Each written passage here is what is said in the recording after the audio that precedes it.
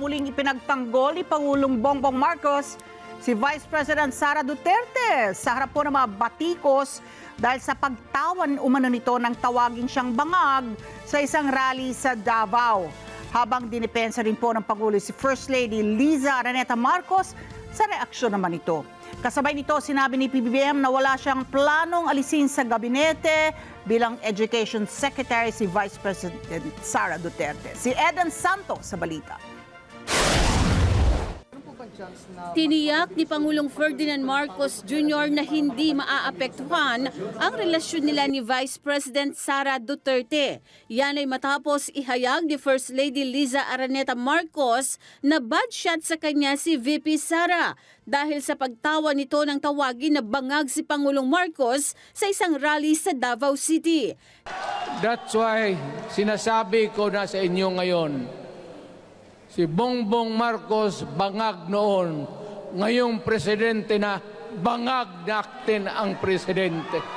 Sinagot naman ito ni Duterte at sinabing karapatan ni First Lady Liza na makaramdam ng galit. Bilang tao, karapatan ni unang ginang Liza Marcos na makaramdam ng sama ng loob at galit. Subalit, ang kanyang personal na damdamin ay walang kinalaman sa aking mandato bilang isang opisyal ng pamahalaan. I don't see the reason behind that. But, well, first of all, my first reaction is what a lucky husband I am. That I have a wife very protective sa akin, kahit na may nakita hindi magandang sinabi tungkol sa akin.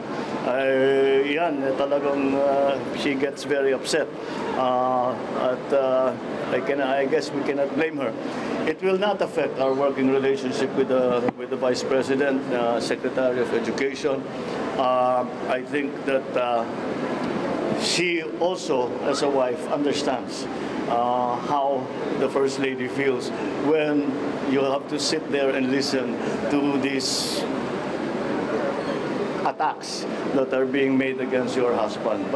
Ipinagtanggol din ng Pangulo ang unang ginang. Ang First Lady, hindi sanay sa politika yan eh. Kami manhid na kami dyan sa mga insulto, kung ano-anong personal na insulto, policy, lahat. Manhid. Hindi siya galing sa political family. Kaya siguro she still has to learn na magpalampas ng konti ng mga ibang masasakit at may init at baanghang sa salita. Kinumpirma naman ng Pangulo ang napipinto nilang pag-uusap ni VP Sara. Kami ni Inday Sara, wala na, mag-uusap kami na tungkol dyan. Para huwag niya masyadong dibdibin at yung hindi naman siyang ng mga nagsabi tungkol sa kung ano-ano. Kaya madali naman siguro madali naman siguro plansahin lahat itong naging issue. Wala ring plano ang Pangulo na sibakin sa pwesto si Duterte. Una rito, sinabi ni VP Sara na walang kinalaman sa kanyang mandato bilang isang opisyal ng gobyerno ang personal na damdamin ng unang ginang. Any of the cabinet secretaries will be replaced pag hindi nila ginagawa yung trabaho nila.